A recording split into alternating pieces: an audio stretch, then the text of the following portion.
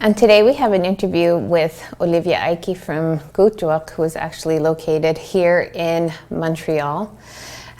She's working in collaboration with Susie Hauke in organizing Olivia. the March for Remembrance, which is also a march for awareness against police brutality. We understand welcome, that you guys Olivia. have been working on this Can you hear me for good? quite some time, and you guys have a lot going on. All right. Are you able to introduce us the project and let us know what's up?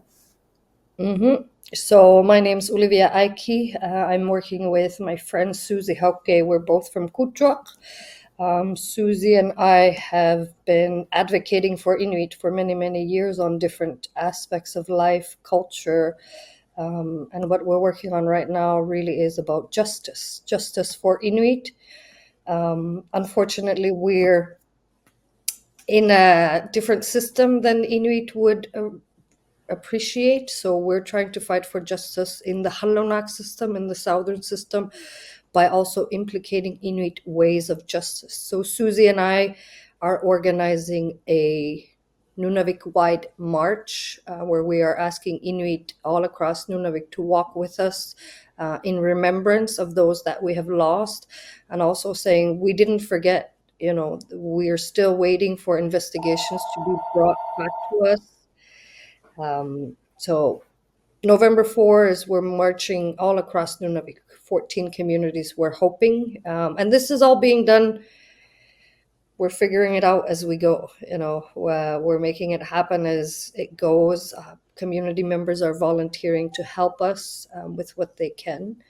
So I will be traveling on Saturday to the north to join Susie for this. This is a really amazing project. Can you let us know what inspired you to start this?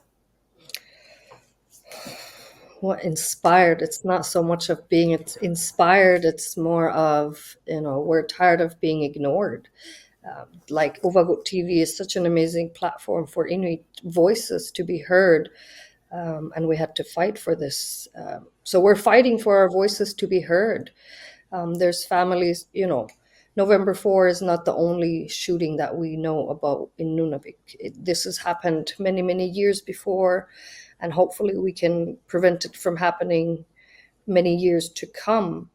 But it's not about inspiration. It's about, us not being ignored, and us as Inuit being able to say what we want to say. If we're angry, if we're sad, if we're heartbroken, that's normal. That's what we're feeling. And we want to give space to Inuit to be able to let that out with their community while their community is there to support them. Definitely. I mean, it takes a lot of passion to come to this conclusion and to be able to spark this kind of movement, which I think is a really important movement. And it's the first of its kind, definitely. I mean, there has been a lot of tension in the region amongst the police force and the communities. So hopefully, like you said, this does give voice to Inuit to be heard and to work together with KRG and the police force. So can you let us know who is involved and what do you hope to achieve with this march? Obviously, we hope that media is informed, that not only Nunavimmiut are informed. This is not just a Nunavik issue that we're dealing with. This is a Canada-wide issue against Indigenous peoples. We are hoping to just create some momentum. What happened last year on November 4 held a lot of space all over Canada. And I feel it kind of sizzled. There's nothing else being talked about. Everybody just moved on. But the families are still dealing with the grief. The families are still dealing with the trauma that's left in their communities. And we just want to let them know that we didn't forget. We are still hoping to share your stories, your voices, and to let NPS, KRG, the BEI know that we haven't forgot. We're still waiting for answers. We're still waiting for systemic changes to be implemented, our cultural identities, values, and ways of doing to be implemented. And, this relationship that we have with the police, unfortunately, is very fragile right now. But we need to understand that these police officers are also the children of mothers. They're young kids. They're actually kids, these police officers. And we're scared of them and they are scared of us. So we're kind of stuck in between, and we need to rebuild this relationship, because we will have cops in our communities. But how do we rebuild this relationship and make it better and safer for all of us? One thing that I really appreciate about this is that it's not just we're talking about, our issues. I think it's our issues are easily identifiable within the region about, like you said, our communication, our relationships. I mean, these are trying things that we have difficulty with, especially as Inuit working with police officers who are mostly not Inuit. So I feel like this is a great first step forward towards solutions. It opens dialogue. It's really important for each of us on both sides to understand. And I think that when we come with love and peace during a protest like this, it really gets our message across in a way that is comfortable and safe. Sorry, go ahead. We want to make sure that this is a march based off love, peace, healing, and we understand people are angry. And anger, it's our driving force for sure, but we need to be careful because children are watching us, our elders are watching us, people in our community are watching how we behave with one another. So we want to make sure that Nunavik know this is a space of healing and love, and a walk to remember that we are proud, we are strong Inuit, our values, our ways of doing are capable of bringing justice to our people. And we are known as being peaceful, loving people in all circumstances. So we need to show that to the police also. This is not against the police. This is for the police, for us to build a new relationship. I really appreciate that very much. You said you're hoping to have all 14 communities, participate in the walk.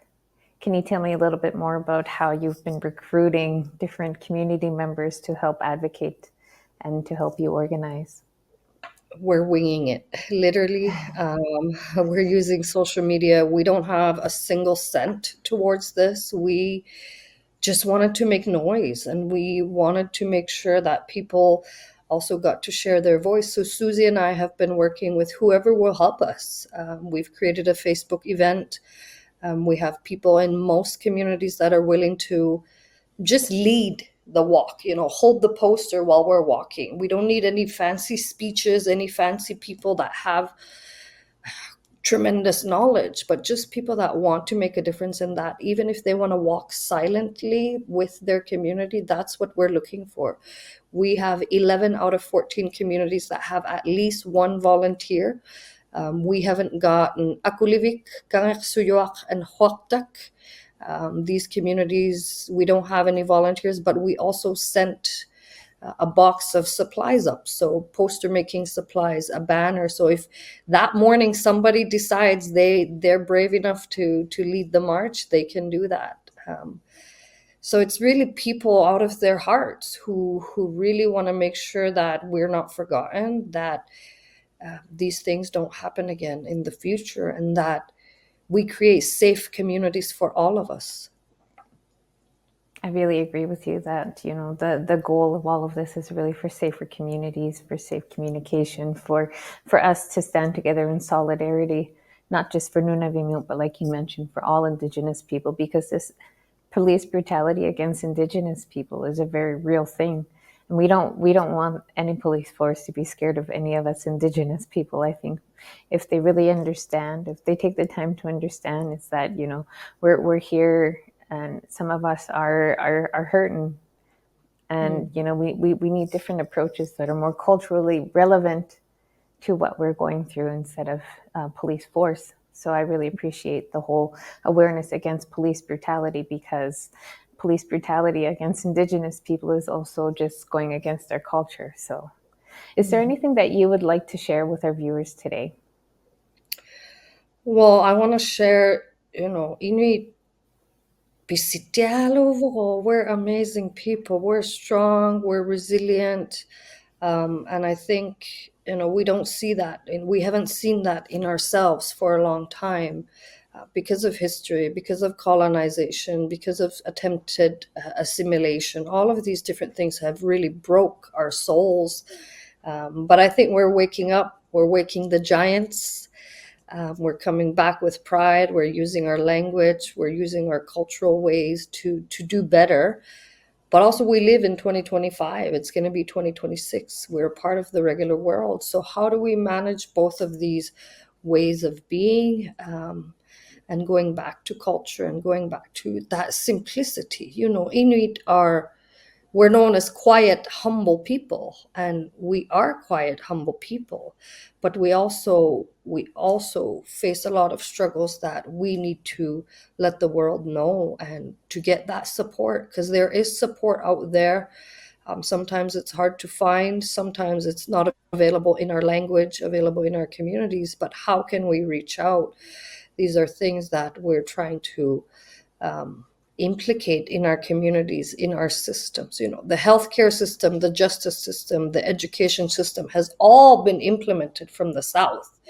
And it's working the best that it can. But we need to make changes. And the only way we can do that is if Inuit make those changes. Definitely. So I really want to say thank you again. It's an amazing and very admirable effort that you guys are doing. This movement, this social movement that you guys have sparked within Nunavik is definitely going to be contagious, moving forward for other Indigenous groups. And again, it's so admirable. And I'm really looking forward to hearing about, how the marches go. And definitely moving in future episodes, we'll be able to cover how it went. Definitely. Hopefully also we get to interview somebody from the other side, the NPS side, and see how they feel about it. So again, this is all really great social movement that's happening for the first time. And I just want to say thank you again for everything. I just want to let people know that we have also reached out to the NPS. We have reached out to KRG, to our leaders of our community, to send out a hand. Walk with us. Let's walk together. We've been in contact with NPS, and we're hoping to reach out a hand, and a hand come back to us, and we walk together with the police. This is not against the police. This is a movement of bigger than us, bigger. It's for my children's children to be able to safely walk in their community in the future. So NPS has been informed, KRG has been informed, and they're appreciative of the movement of working together and not against each other. Ahay. Ipinakdusuni. Pisitiovusi asiru linako mi Olivia ko Susi ko ilaw nangitilo kisiani atinga uhariatsero mayara Susi haukailo yupalo hatta suni ipinakdu hatta sunilu atsiruna tuko hattaratsi pistiusi nako mi. Thanks for picking up our story, sharing it across Inuit Nunangat and beyond, and letting Inuit and Indigenous people know that we have a voice and we're allowed to use it. Marille. Okay, so good luck on your walk, and we look forward to hearing from you again. Amazing. Thank you. Bye.